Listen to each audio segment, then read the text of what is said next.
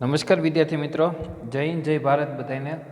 આજે ધોરણ 12માં આપણે ચેન્જ ધ વોઇસ જ જોવાના છીએ, કારણ કે ગયા લેક્ચરમાં આપણે ચેન્જ ધ વોઇસનું એક ઉદાહરણ સાથે આપણે કેવી રીતે એને રજૂ કરીશું એ આપણે જોયું.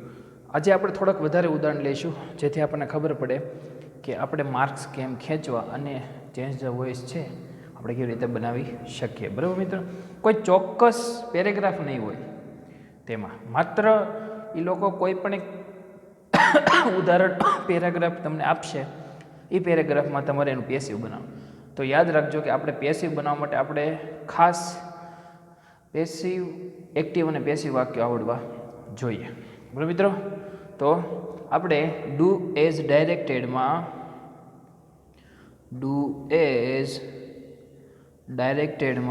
જોઈએ છે શું, તો કે change the voice. Change the વોઇસમાં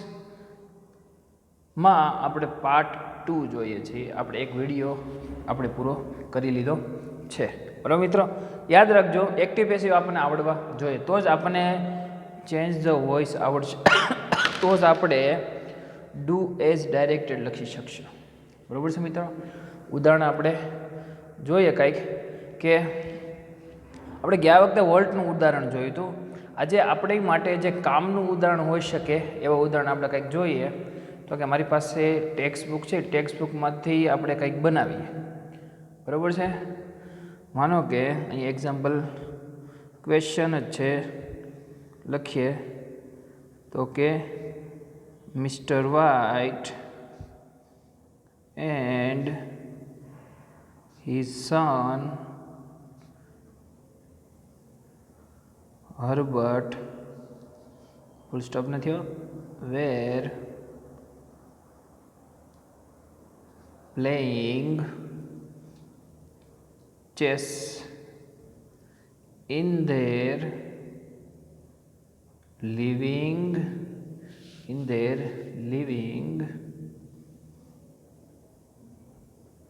room. આ પહેલું સેન્ટેન્સ આપણે લખ્યું છે ટેક્સ્ટ બુકમાંથી જોઈને. આજે આપણે ટેક્સ્ટ બુકમાંથી જોયું છે ને, એ આપણે યુનિટ પાછો આપણે આ સિલેબસમાં નથી. બરાબર, એટલે ગોતવાની છે. એ આપણો 7મો સિલેબસ છે, મંકી સ્પો યુનિટ છે. મંકી સ્પોનું એક આ સામે ચોપડી છે, એમાંથી આપણને ખબર પડે છે કે આ મંકી સ્પોનું એક ઉદાહરણ આપણે અહીંથી લીધું છે. બરાબર, આ યુનિટ તો આપણે આવશે નહીં, એટલે ટેન્શન નથી, ખાલી આપણે શીખવા માટે લખીએ છીએ. પહેલું સેન્ટેન્સ લખ્યું છે. બીજું સેન્ટેન્સ લખીએ, they were expecting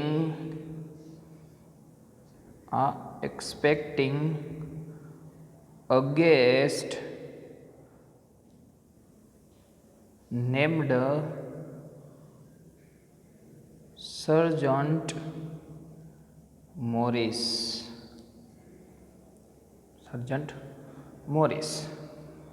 બરાબર, માનો કે બે સેન્ટેન્સીસ આપણે લખીએ. હવે અહીંયા સ્ટાર્ટ લાઈક ધીસ આપણે બનાવવું પડશે, તો બનાવીએ. Start like this. આપણે શીખીએ છીએ ચેન્જ ધ વોઇસ. બરાબર છે મિત્રો. તો ચેન્જ ધ વોઇસમાં આપણે સ્ટાર્ટ લાઈક ધીસ કેવી રીતે બનાવીએ, તો કે પહેલું સેન્ટેન્સ જોઈ લઈએ. Mister White and his son had Herbert. આ હર્બર્ટ છે એ મિસ્ટર વ્હાઇટનો છોકરો છે. બરાબર, વેર playing chess in their living room. Living રૂમમાં એ બંને ચેસ રમી રહ્યા હતા. બરાબર, પહેલો સેન્ટેન્સ એમ છે. તો આપણે શું કરશું, કર્મ ગોતીએ. તો કર્મ મેં તમને કીધું છે કે હંમેશા ક્રિયાપદ પછી કર્મ હશે. તો આ ક્રિયાપદ રહ્યું આપણી પાસે અહીંયા, એની પછીનું કર્મ જોઈ રહ્યું અહીંયા. તો શું બનશે, ચેસ પછી વોઝ, કારણ કે એક જ ચેસ છે ને. ચેસ શું રમી રહ્યા હતા મિસ્ટર વ્હાઇટ અને એનો પુત્ર સન હર્બર્ટ, એ શું રમી રહ્યા હતા, તો કે ચેસ. ચેસ છે એનું કર્મ થયું. તો ચેસ વાક્ય છે કયા ટેન્સમાં છે, વેર છે, એટલે ચાલુ ભૂતકાળમાં છે. બરાબર, તો ચેસ વોઝ ક્રિયાપદનો આઈએનજી દૂર કરવા માટે શેનો ઉપયોગ કરીએ છીએ, તો કે બિંગ. અને પ્લેડનું V3, તો કે પ્લેડ. આપણે ખબર ને, ચાલુ ભૂતકાળમાં આપણે ચાલુ ભૂતકાળના પેસિવ વોઇસ બનાવવા જાવ ત્યારે ચાલુ ભૂતકાળમાં પેસિવ વોઇસમાં વોઝ વેર એના ટુ બીના રૂપ છે અને ક્રિયાપદનું આઈએનજી દૂર કરવા માટે આપણે બીંગને લાવ્યા અને પછી V3 નો જ ઉપયોગ કરીએ, પ્લે, પ્લેડ, પ્લેડ. બરોબર છે? ચાલો એટલે સુધી પહોંચ્યા. પછી chess was being played by કોના દ્વારા રમાય? તો કે mister White and his son Herbert. પછી શું ઘટે? તો કે મૂકી જો પાછળ આવડું હતું, in their living room, in their living room. આ પહેલું સેન્ટેન્સનું આપણે પેસિવ બનાવ્યું છે મિત્રો. બરાબર છે? બાકી રહ્યું આપણી પાસે એક. તો પહેલા સેન્ટેન્સ જોવો. દે વેર એક્સપેક્ટિંગ અ guest named sergeant Morris. Expecting એટલે શું? એને આશા હતી. શું? કે એને આશંકા હતી કે કોઈક ગેસ્ટ આવવાનું છે. કોણ છે? તો કે સર્જન મોરિસની રાહ જોઈ રહ્યા હતા. કોણ? મિસ્ટર વ્હાઇટ અને એનો છોકરો. એને ખબર હતી કે સર્જન મોરિસ આવી રહ્યા છે. બરોબર છે? તો ધે વેર એક્સપેક્ટિંગ. ધે એટલે કોણ? તો કે mister White and son expecting. આ એક્સપેક્ટિંગ છે ને એ આપણો ક્રિયાપદ છે. Expect, expected, expected. જોયું? તો એની પછી આપણે કર્મ ગોતીએ. આરામથી મળી ગયું. કર્મ કોણ છે? A guest named sergeant Morris was being. કારણ કે સર્જન મોરિસ એક જ છે, તો વાક્ય છે એ ચાલુ ભૂતકાળમાં છે. બરોબર છે? તો લખો આ ક્રિયાપદ છે, એની પછી હંમેશા યાદ રાખજો કે ક્રિયાપદ પછી આપણને કર્મ મળશે. બરાબર? તો ક્રિયાપદ પછી આપણને મળી ગયું છે કર્મ. અહીંયા પણ જુઓ મિત્રો, અહીંયા આપણે જોઈ શકીએ છીએ કે અહીંયા પ્લેઇંગ છે, પ્લે છે, ક્રિયાપદ છે, એની પછી જો કર્મ રહ્યું અહીંયા. બરોબર છે? કર્મ એટલે શું થાય કે કોઈ વ્યક્તિ, પ્રાણી, કોઈ વ્યક્તિ છે, કોઈ પ્રાણી છે, એના દ્વારા જે ક્રિયા થાય છે એને કર્મ કહેવાય. બરોબર છે? કર્મ એટલે શું થાય? કોઈ ક્રિયા થવી, કોઈ દ્વારા, કોઈ સજીવ દ્વારા ક્રિયા થવી. આટલું યાદ રાખજો તમે. બરાબર? એટલે બીજું યાદ રાખજો કે હંમેશા ક્રિયાપદ પછી જ કર્મ હોય. જો અહીંયા પણ છે પ્લેઇંગ પછી ચેસ છે, અને અહીં ક્યાં છે? અહીંયા તો કે એક્સપેક્ટિંગ પછી જો અ ગેસ્ટ નેમ્ડ સર્જન મોરિસ, એ પણ કર્મ છે. આ બંને કોની રાહ જોઈ રહ્યા હતા? તો કે સર્જન મોરિસની રાહ જોઈ રહ્યા હતા. આ પ્રશ્ન પૂછો આપણે કર્મને, તો કર્મ મળી ગયું. તો લખો અહીંયા અ ગેસ્ટ નેમ્ડ સર્જન મોરિસ. તો અહીં લખીએ આપણે અ ગેસ્ટ નેમ્ડ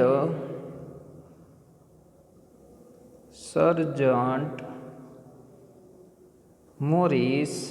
હવે સર્જન મોરિસ છે એકલા છે ને વાક્ય છે ચાલુ ભૂતકાળનું છે, તો અહીંયા છે વોઝ અને એક્સપેક્ટિંગનું આઈએનજી દૂર કરીએ આપણે. એક્સપેક્ટિંગનું આઈએનજી દૂર કરીએ તો એની માટે કોનો ઉપયોગ કરીએ? તો કે બીંગ. પછી V3 લગાડો તો કે એક્સપેક્ટેડ. થઈ ગયું? એક્સપેક્ટેડ. પછી હાવ ઇઝી છે. કોના દ્વારા? તો કે બાય ધેમ. અહીંયા ધેયનું શું થાય? તો કે બાય ધેમ. આવી રીતે. બરાબર? એટલે ટૂંકમાં આપણને ખબર પડી કે આ જે પેરેગ્રાફ છે, 2 લાઈનનો આ પેરેગ્રાફ છે એ ચાભૂ એટલે ચાલુ ભૂતકાળનો પેરેગ્રાફ છે. તો કે એમાં શું આવે કે વોઝ વેર પ્લસ ક્રિયાપદનું આઈએનજી વાળું રૂપ આવે છે. એક્ઝામ્પલ જોઈએ આપણે. જો માનો કે એક્ઝામ્પલ જોઈએ ચાલુ ભૂતકાળના, જો આખા બે જે છે એ ચાલુ ભૂતકાળમાં જ છે, તો માનો કે એક્ટિવ વાક્ય એક્ટિવનું એ તો આપણે લઈ તો કે વી વેર પ્લેઇંગ ચેસ. અમે ચેસ રમી રહ્યા હતા. અને ગુજરાતી થયું શું થયું? તો કે અમે ચેસ રમી રહ્યા હતા. બરોબર છે? હવે આનું આપણે પેસિવ બનાવવા જઈએ તો શું કરીએ? અમે શું રમી રહ્યા હતા? તો ક્રિયાપદ પછી શું છે? ચેસ. એટલે ચેસ શું છે? કર્મ છે. તો કર્મને કર્તાનું સ્થાન બનાવો, ચેસ. બરોબર છે? હવે અહીંયા કાળ કેવો છે? ચાલુ ભૂતકાળ. બરાબર? ચાલુ ભૂતકાળને તમે પેસિવમાં બનાવવા જાઓ ત્યારે તમારે શું યાદ રાખવાનું છે? કે તો કે કર્મ પ્લસ અહીંયા બનાવીએ કર્મ plus was wear plus being અને પ્લસ V3. આપણી વાક્ય રચના થઈ. બરાબર? જોઈએ અહીંયા કર્મ છે, કર્મ ચેસ એકલું જ છે, ચેસનું બહુવચન થતું જ નથી. બરાબર છે? તો આપણે જોઈએ ચેસ તો કે વોઝ. પ્લેઇંગનું આઈએનજી દૂર કરો તો શું થાય? શું મૂકવાનું? તો કે બીંગ. બરાબર? બીંગ આવી ગયું છે. જો આપણે કર્મ વોઝ વેર પ્લસ બીંગ આવી ગયું. હવે V3 કોનું? ક્રિયાપદનું V3. તો પ્લેનું V3 શું થાય? તો કે પ્લેડ થાય, બરોબર. કોના દ્વારા ક્રિયા થઈ હતી? તો કે બાય અસ. વીનું શું થાય? તો કે અસ, બરોબર. હજી એક સેન્ટેન્સ જોઈ તો આપણને ખબર પડે કંઈક. ચાલુ ભૂતકાળના એક્ટિવ વાક્ય લઈએ આપણે, બરોબર છે, બનાવીએ. તો કે the peon was ringing the bell. The peon was ringing the bell. RINGING. Peon bell વગાડી રહ્યો હતો. આનું ગુજરાતી થયું. પ્યુન છે એ બેલ વગાડી રહ્યો હતો, બરોબર મિત્રો. તો ખાસ આપણે યાદ શું રાખવાનું છે? તો મેં તમને કીધું એમ કે મિત્રો યાદ રાખજો, જ્યારે આ વોઝ રિંગિંગ આઈએનજી હશે ત્યારે તમારે એને ચાલુ ભૂતકાળ ગણવાનું છે. જો તમને ટેન્સ નહીં આવડે તો તમે હલવાઈ જાઓ, ટેન્સની પ્રેક્ટિસ કરી લેજો, બરાબર છે, તો જ આપણને આવડશે. ચાલો પેસિવ બનાવીએ. તો પ્યુન છે, બરાબર, એ શું વગાડી રહ્યો હતો? તો જો રિંગ આ ક્રિયા પછી એની પછીનું કર્મ મળી ગયું ધ બેલ, તો એને આગળ લાવો કર્તાના સ્થાને ધ બેલ, બરાબર. બેલ એક જ વગાડ્યો એને, તો અહીંયા શું આવશે? વોઝ આવશે. આઈએનજી દૂર કરો રિંગિંગનું, તો શું મૂકવાનું આપણે? આઈએનજી દૂર કરવાનું, આપણે બિંગને લાવ્યા, બરાબર. હવે રિંગનું V3 શું થાય? તો કે અહીંયા ધ્યાન રાખો, V1 રિંગ, V2 રેંગ અને V3 રંગ. રિંગ રેંગ રંગ. તો V3 આપણને ક્રિયાપદ પણ આવડવા જોઈએ. અહીંયા ક્રિયાપદ રહ્યા આપણે રિંગનું, તો આપણને પેસિવમાં માત્ર V3 નો ઉપયોગ કરીએ તો આપણને પાછા ક્રિયાપદ આવડવા જોવે. પછી કાંઈ આવડે નહીં તો ભૂલી જવાનું ને બધું, બરાબર છે. ધ બેલ વોઝ બિંગ રંગ કોના દ્વારા વગાડાયો? તો કે બાય ધ પ્યુન. પ્યુન દ્વારા વગાડાયો, બરાબર મિત્રો. આવી રીતે આ બનાવી શકીએ છીએ ચાલુ ભૂતકાળમાં, બરાબર છે. કારણ કે પેસિવ આપણે થઈ ગયા છે, તમને ખબર છે કે પેસિવ તમને આવડતા પણ હશે. ન આવડતા હોય તો ખાસ યાદ રાખજો મિત્રો કે તમે વિડીયોની કમેન્ટમાં લખજો કે સર પેસિવ હકારજો, પેસિવનું રિવિઝન કરાવજો. તો આપણે પેસિવનું રિવિઝન પણ ઓલરેડી એક સાથે લઈશું. નવે નવ ટેન્સનું આપણે પેસિવનું રિવિઝન લઈશું, પણ ચાલુ ભવિષ્યકાળનું થતું નથી. એટલે 8 ટેન્સ છે એનું આપણે લઈશું, બરાબર છે. તો મિત્રો યાદ રાખજો કે તમને જો પેસિવ શીખવા હોય તો નીચે કમેન્ટ મારજો કે સર પેસિવ શીખવાડજો, બરાબર. તો પેસિવ શીખો, કારણ કે રોકડા માર્ક આમાં લેવાના છે ડુએસ ડાયરેક્ટેડમાં. અને આ તો ફાઇનલ આવશે જ, ચેન્જ ધ વોઇસ 100% પૂછાશે, બરાબર છે. તો એની માટે તમારે તૈયાર રહેવાનું છે. ઓકે, આપણે એની પછીનું કંઈક ઉદાહરણ જોઈએ ટેક્સ્ટ બુકમાં શું મળે, બરાબર છે. ટેક્સ્ટ બુકમાં આપણે ટેક્સ્ટ બુક સામે જ પડી છે, એમાંથી કંઈક ઉદાહરણ ગોતીએ આપણે. ચાલો એક ઉદાહરણ આપણે જોઈ લઈએ. ક્વેશ્ચન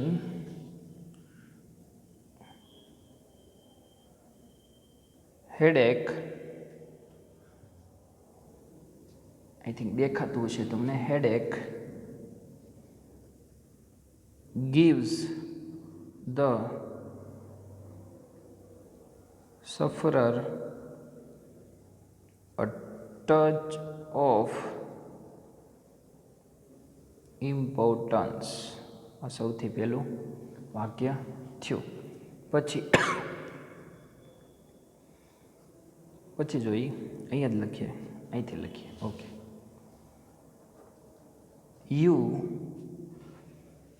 you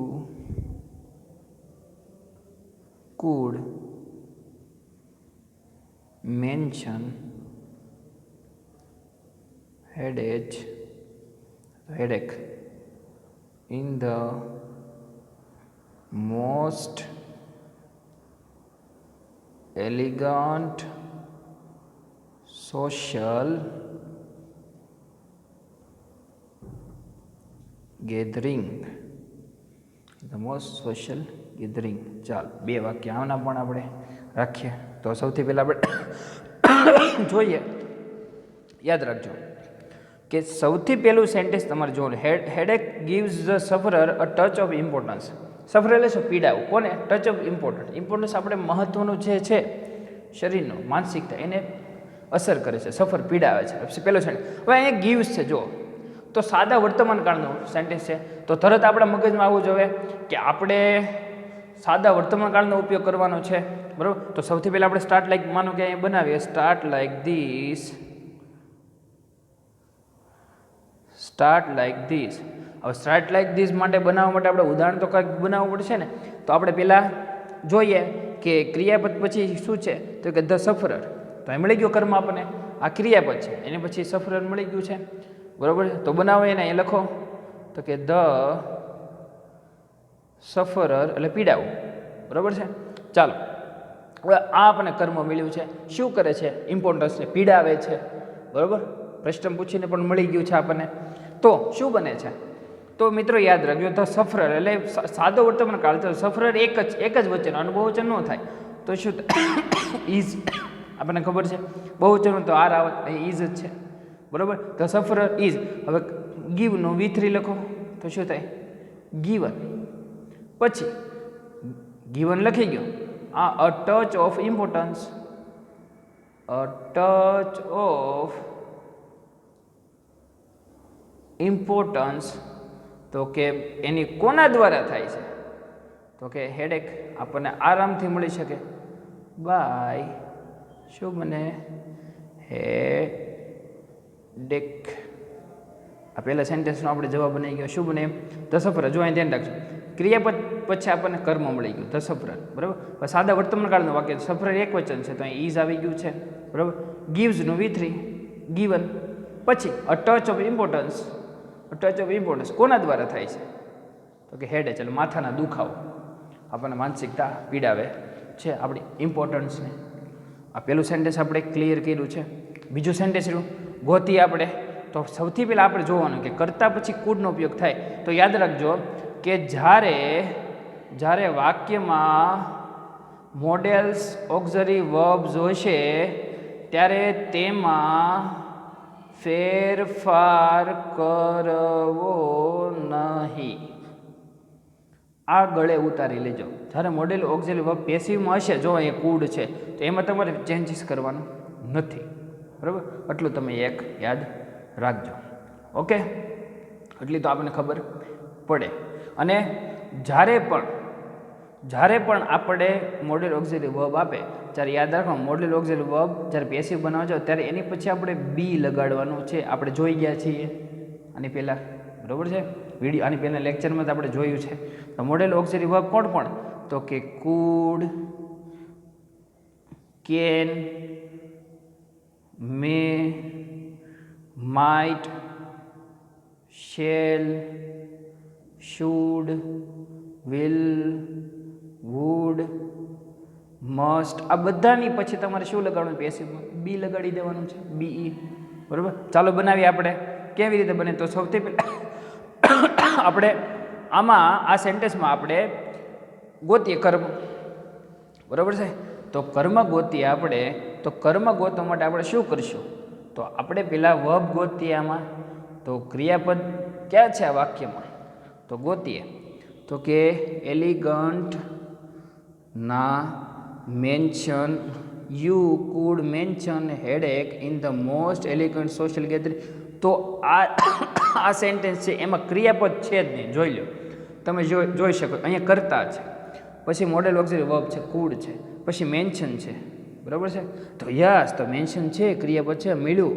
તો મેન્શન જુઓ શું થશે, તો કે V1 મેન્શન, V2 મેન્શન્ડ અને V3 તો કે મેન્શન.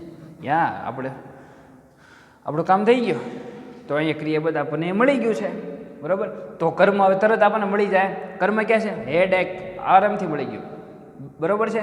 તો લખો અહીંયા હેડેક. ચાલો, આ ક્રિયાપદ છે. હવે વાક્ય જો કયા ટેન્સમાં છે, બરાબર. તો આપણે મોડલમાં ફેરફાર કરવાનો નથી. તો હેડેક કુડ બી, હેડેક કુડ બી, કારણ કે મોડેલમાં આપણે ફેરફાર કરવાનો નથી. પણ યાદ રાખજો, જ્યારે મોડેલ લખો ત્યારે મોડેલની આગળ તમારે શું લખવાનું છે, BE લગાડી દેવાનું. તો અહીંયા આપણે BEનો ઉપયોગ કર્યો છે, BE, બરાબર છે, બી છે. હેડેક આ કર્મ છે. પછી મોડેલ્સ હોય એને મૂકો, શેલ શુડ, વિલ વુડ કે મે માઇટ હોય એને અહીંયા જ મૂકો. જ્યારે કર્મને કર્તામાં કર્તાના સ્થાને મૂકો પછી તમારે મોડેલ્સનો ઉપયોગ કરવાનો છે, બરાબર છે. એની પછી કોનો ઉપયોગ છે? બીનો ઉપયોગ કરવાનો છે. પછી તમારે V3 મૂકવાનું છે ક્રિયાપદનું. તો શું છે? તો કે આપણું V3 છે મેન્શન છે. ચાલો મેન્શન થઈ ગયું છે. પછી કોના દ્વારા? તો કે by you, mention by you. પછી શું બાકી રહ્યું? તો કે in the most elegant social gathering, મૂકી જાઓ નામ. In the most elegant social gathering આપણો જવાબ બની ગયો. બરાબર, રોકડા માર્ક આવે પણ ક્યારે? જ્યારે આપણે પેસિવ આવડતા હોય ત્યારે. બરાબર છે મિત્રો? ઓકે, જો તમને એવું લાગે કે હજી પેસિવ શીખવા છે તો તમે કમેન્ટમાં આપો તો મને ખબર પડે કે તમારે પેસિવ શીખવા કે નહીં. બરાબર મિત્રો? તો આજના લેક્ચરમાં આપણે એટલું રાખીએ. નેક્સ્ટ લેક્ચરમાં આપણે કંઈક નવું જ લઈને આવશું. ત્યાં સુધી જય શ્રી કૃષ્ણ અને જય હિન્દ, જય ભારત બધાને.